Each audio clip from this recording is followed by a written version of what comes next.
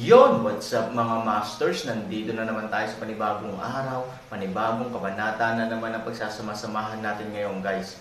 Mga masters, okay lang po bang wag nyong skip ang mga ads sa aking mga videos? Salamat po talaga mga masters sa solid na pagsuporta po sa akin. Magandang gabi mga masters, bali ngayon po ay 4 na videos po ma-upload ko po sa aking YouTube channel. Tama nga mga masters, 4 na videos nga po ang ma-upload ko po.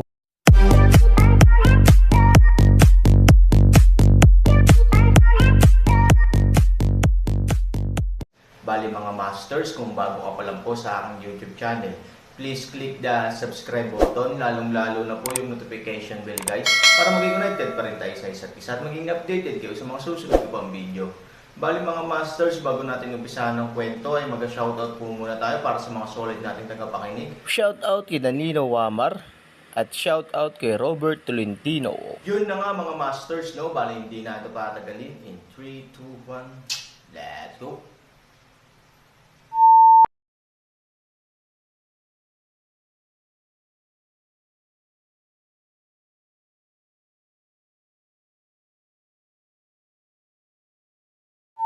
Kabanata 2646 hanggang 2650. Habang mas nakipag-ugnayan siya kay Aaron, mas nalaman ni Fei Lingsheng na si Aaron ay hindi isang simpleng tao, at hindi siya ganoon kabait sa hitsura. Mahirap isipin ang antas ng itim ng tiyan. Kahit si Fei Lingsheng ay nadama na siya ay nasa hanay ng Aaron, at siya ang nagkusa na ipadala ito sa pintuan. Dahil dito, kailangang magkaroon ng matinding krisis si Fei Lingsheng. Sa pakikitungo sa mga ganyang tao, hindi niya alam kung paano mamatay balang araw. Ngunit ngayon ay wala ng pagkakataon si Fei Lingsheng na bumalik. Mula sa sandali ng pagpirma ng kontrata, ibinigay niya ang lahat ng kanyang sarili sa Aaron. Ngunit kung iisipin mong mabuti, ang pagsasanay ng Aaron ay magagawa sa ilang lawak. Ang kapangyarihan ng natural na kalamidad ay dapat na napakalaki.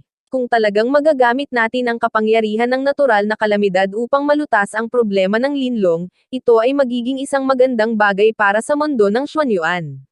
Talagang maglakas loob kang mag-isip ng ganito, sa buong mundo ng Xuanyuan, natatakot ako na ikaw lang ang makakaisip nito. Kinailangan muli ni Fei Lingsheng na buntong hininga na ito ay kakilakilabot, ngunit bihirang mag-isip ng ganoong paraan. Siguro kaya mong harapin si Linlong. Ikaw talaga ang magiging pangunahing tao. Hindi mo ba gustong maging tagapagligtas ng mundo ng Xuanyuan? Masaya ang Aaron. Ipinikit ni Fei Lingsheng ang isang puting mata, at nagsabi, kahit na ikaw ay maging tagapagligtas, hindi ba ito ang iyong lingkod? Makatiyak kang walang ibang makakaalam tungkol sa bagay na ito maliban sa amin. Sa mata ng mga tagalabas, isa ka pa ring makapangyarihang matinding guro at pinakamalakas sa mundo ng Xuanyuan. Nakangiting sabi ni Aaron. Hindi mahalaga ang mukha kay Fei Lingsheng, hindi siya bihira ng ganitong bagay, kung hindi, hindi siya lalabas sa harap ng Aaron bilang pulubi, at umaasa si Fei Lingsheng na sundin ang mga hakbang ni Aaron sa kanyang puso. May divine realm daw. Magkakaroon ba ng ibang mundo sa itaas ng banal na kaharian? Walang makakasigurado dito. Sa pamamagitan lamang ng pagsunod sa Aaron maaari tayong magkaroon ng pagkakataon na patunayan ito. Huanglonghol. Nagmamadali ang puso ko na hanapin si Emperador Zun. Dumating na sina Aaron at Fei Lingsheng sa Huanglonghol. Sabi ng confidant. Tumanggo si Emperor Zun, at pagkatapos ay sinabi, bawiin ang iyong mga tauhan. Huwag ipaalam sa kanya ang tungkol dito hanggat maaari. Ang kanyang mga pinagkakatiwalaan ay nasa isang dilema. Matagal nang hindi umaalis sina Huang Xiaoyong at Zhang Tailio. Nahulaan siguro ni Han Sanchen na bawal silang manatili sa bulwagan ng Huanglong, kaya babalik sila. Ngayon kung umatras sila, maaari nilang itago ang katotohanan. Paano ito posible? Pagkatapos ng lahat, ang Aaron ay hindi isang tanga. Emperor Zun, natatakot akong alam na ni Han 3,000 ang nangyari dito. Sabi ng confidant. Siyempre alam niya, kung hindi, paano siya makakabalik sa Huanglong Hall ng ganoon kaaga? Nakangiting sabi ni Emperor Zun. Puno ng pagdududa ang kanyang puso, akala niya ay itinuring ni Emperor Zun na tanga si Aaron. Ngunit dahil alam ni Emperor Zun na alam ni Aaron ang sitwasyon ng Huanglong Hall, bakit niya dapat pagtakpan ang mga katotohanan sa oras na ito? Alam mo, ito ay lubos na iba sa nakikita ng iyong sariling mga mata. Dapat ba niyang maglakas loob na sisihin ako sa aking pag-atres? Kahit na alam niya ang nangyayari dito, maaari niyang kainin lamang si Coptes Emperor Zun na sinabi ng may pang-aalipusta. Bigla itong natauhan sa kanya. Ang ginawa ni Emperador Zun ay isang maliit na pagsisikap lamang upang iligtas ang kanyang mukha. Ginamit niya ang kanyang sariling pagkakakilanlan upang sugpuin ang Aaron, kaya't ang Aaron ay kailangang pumayag sa bagay na ito. Ngunit ang aking puso ay medyo hindi mapakali. Palagi kong nararamdaman na may mangyayari sa unang pagkakataon, si Aaron ay dumating sa bulwagan ng Huanglong, ngunit nakipagkompetensya siya kay Emperador Zun. Dapat sabihin ng mga pinagkakatiwalaan ko na dahil inayos ito ni Emperor Zun, kaya lang niya. Pagkaalis ng kanyang mga pinagkakatiwalaan, naging seryoso ang ekspresyon ni Emperor Zun. Sa unang pagkakataon, medyo kalmado si Han Sanchen, kaya napilitan si Emperor Zun na muling suriin si Han. Ang lakas ni Sanchen ay siya ang unang nakapagparamdam sa kanya ng banta sa pangunahing bulwagan, at medyo hindi mapalagay si Emperor Zun. Pagkatapos ng lahat, kahit na ang malakas na tao sa Jizhijing ay may ganap na kapangyarihan upang sugpuin hanggat siya ay lilito sa pangunahing bulwagan, ngunit ang pagbubukod ng Aaron ay walang alinlangan na mayayanig ang kanyang posisyon. Aaron, I don't believe you really dare not attention to me. Sabi ng emperador sa sarili sa malalim na boses. Hindi nagtagal, pumunta sina Aaron at Fei Lingsheng sa lungsod. Hindi sila pumunta upang makita si Emperador Zun sa unang pagkakataon, ngunit pumunta sa tahanan ni Fei Lingsheng. Ang mga lalaki sa labas ng gate at courtyard ay inalis ni Emperor Zun sa unang pagkakataon, kaya hindi sila nagiba ng hitsura. Ngunit kasing talino ni Aaron, paanong hindi niya malalaman ang nasa loob na kwento? Mukhang takot pa rin sa iyo si Emperador Zun. Hindi siya nang ahas na atakehin ang apprentice mo ng hayagan. Pagdating mo, mabilis na umatras ang mga tao niya. Nang magsalita si Fei Lingsheng, napabuntong hininga din siya sa kanyang puso na ang dating emperador ay diktador. Lahat ng gusto niyang gawin ay natupad hanggang dulo. Nang harapin niya ang pamilyang nagpiyansa, isang sentensya na lang para patayin sila. Ngunit ngayon, ang emperador ay kailangang magtago sa harap ng Aaron. Ito ang bentahe ng lakas. Kung mayroon kang mahusay na lakas, kahit na ikaw ay isang emperador, kailangan mong magbigay ng kaunting mukha. Hulaan mo kung ano ang gagawin ko kung kumuha ako ng isang tao. Nakangiting sabi ni Aaron. Tumalon ang mga talukap ni Fei Lingsheng. Ang kahulugan ng Aaron ay napakalinaw. Hindi niya binibisita si Emperor Zun, na hindi dapat bigyang pansin si Emperor Zun. Kung talagang maglakas loob siyang gawin iyon, hinding-hindi siya papayagan ni Emperor Zun na umalis ng Huanglong Hall ng madali, hindi ka nagbibiro. Kung gusto mong umalis ng ganito, paano ka pakakawalan ni Emperador Zun? Sabi ni Fei Lingsheng, kasabay nito, nagdadasal din siya na sana ay hindi gawin ito ni Han Sanchen. Kung hindi, mauuna ang digmaan sa pagitan nila ni Emperor Zun. Halatang hindi makatwiran para sa kanila na sumiklab sa oras na ito.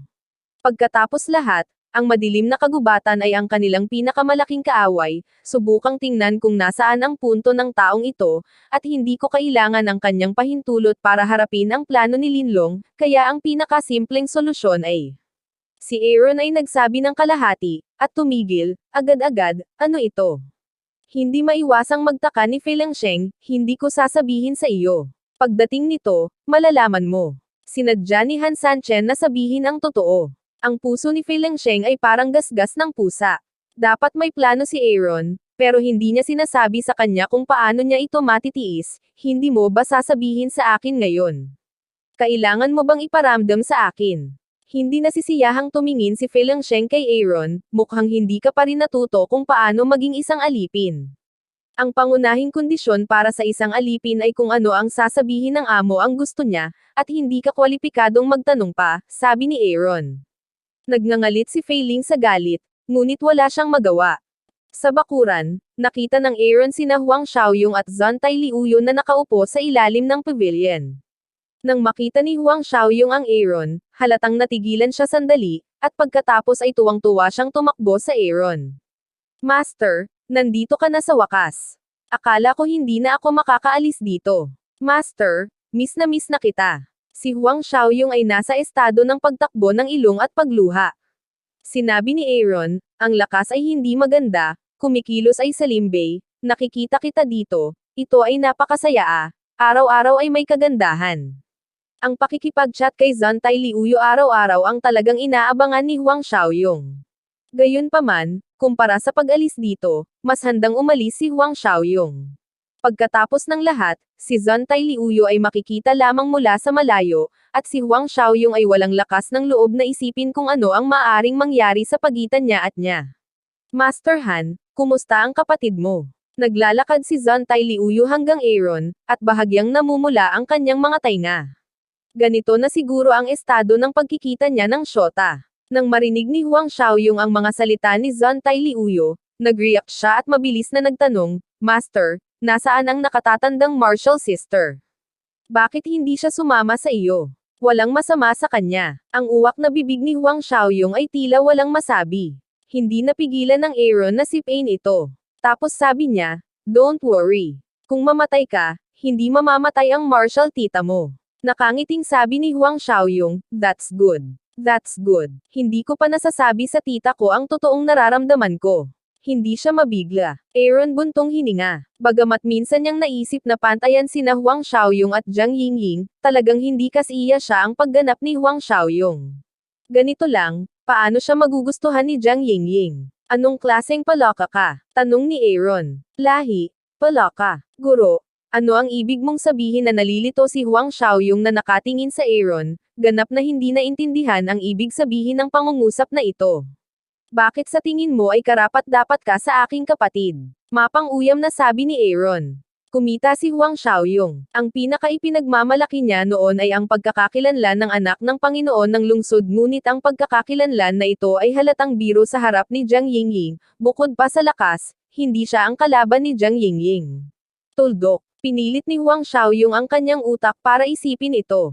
Guro, ang ibig mo bang sabihin ay susuko na si Huang Xiaoyong at mahinang? Huminga ng malalim si Aaron, at naramdaman niya ang isang salpok na patayin si Huang Xiaoyong. Kung ikukumpara sa mga nangungunang babae sa mundo, siya ay isang ganap na basura. Lord Zan, ako ay nagkasala sa iyo sa panahong ito. Kung hindi ka sumama sa Huanglong Hall, hindi mo haharapin ang ganitong bagay. Aaron isang mukha ng paghingi ng tawad sa Zantay Flow Month sinabi, para kay Huang Xiaoyong, siya ay tamad na mag-alaga. Umiling si Zantay Liuyo at sinabing, Master Han, hindi lang ako makakaalis dito pansamantala. Paano ako magkakamali? Tapos na ang oras. Tara na, sabi ni Aaron. Nang marinig ito, mabilis na hinayla ni Fei Lengsheng ang Aaron at sinabing, hindi mo ba talaga makikita si Emperador Zun? Oo naman, ayaw mo bang malaman kung ano ang plano ko? Nakangiting sabi ni Aaron. Sa pakikinig sa usapan, nagulat si Zantay Liuyo. Akala niya ay nakilala na ni Aaron si Emperador Zun, ngunit hindi niya inaasahan na hindi pa nakapunta sa main hall si Aaron, at wala siyang planong pumunta. Paano ito posible? Pinagbawalan sila ni Emperor Zun ni Huang Xiaoyong sa Huanglong Hall para lang makabalik si Aaron dito. Kung hindi nakikita ni Aaron si Emperor Zun, hindi ba niya binabaliwala ang pagkakaroon ng Emperador Zun? Han Zhangzhou, hindi ka ba pumunta para tanungin si Emperador Zun? Hindi maiwasang magtanong ni Zantay Liuyo. Siya at si Fei Lingsheng ay may parehong opinyon. Kung hindi matugunan ni Aaron ang Emperador, hindi siya makakaalis. Para sa mga tagubilin, Aaron liwanag ng ngiti. Ang dalawang salitang ito ay hindi naaangkop sa kanya, siya ay gumagawa ng mga bagay, kapag ito ay kanyang turn na magtanong sa iba. Master Zantay, huwag kang mag-alala. Hanggat nandito ako, masisiguro kong ligtas kang aalis dito, at masisiguro kong hindi kasali ang Ethereal Clan. Sabi ng Aaron. Alam ni Zantay Liuyo ang lakas ng Aaron. Hindi biro na kaya niyang gumawa ng ganoong garantiya para sa kanyang sarili. Kaya lang sa opinyon ni Zantay, hindi na kailangan ng Aaron na makipagkompetensya kay Emperador Zun. Pagkatapos ng lahat, si Emperor Zun ang nangingibabaw sa karamihan ng mga eksperto sa korte ng imperial, at ang grupong ito ng mga tao ay talagang isang napakalakas na puwersa. Hindi matalinong gawin ito. Han Zhangzhou, hindi ako nagdududa sa iyong lakas, ngunit mag-alala tungkol sa iyo. Lalaban ako kay Emperador Zun. Sa hinaharap, ang 3,000 Zhangzhang ay magiging napakahirap. Paalala ni Zantay Liuyo sa amin.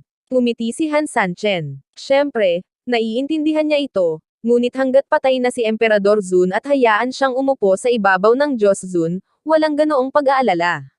Ang dahilan kung bakit nanalo si Aaron sa posisyon sa sandaling ito ay hindi dahil sa pagnanasa niya sa posisyon. Para sa Aaron, ang pera at kapangyarihan ay lumilipas, na isang bagay na wala siyang pakialam sa lahat. Ngunit upang maisakatuparan ng mas maayos ang plano ng natural na kalamidad, kailangan niyang gawin ito. Ayaw ni Han Sanchen na mapintasan o mahadlangan man lang ng kanyang plano.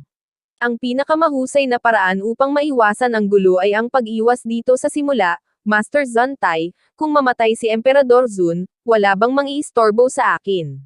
Sabi ni Aaron. Biglang pinalaki ni Zontai Liuyu ang kanyang magagandang mata. Sino ang maglalakas loob na magsabi ng ganoong kawalang galang na mga salita sa Imperial Court? Kahit palihim na haka-haka, hindi ito ang pinaglalaban ng mga ordinaryong tao.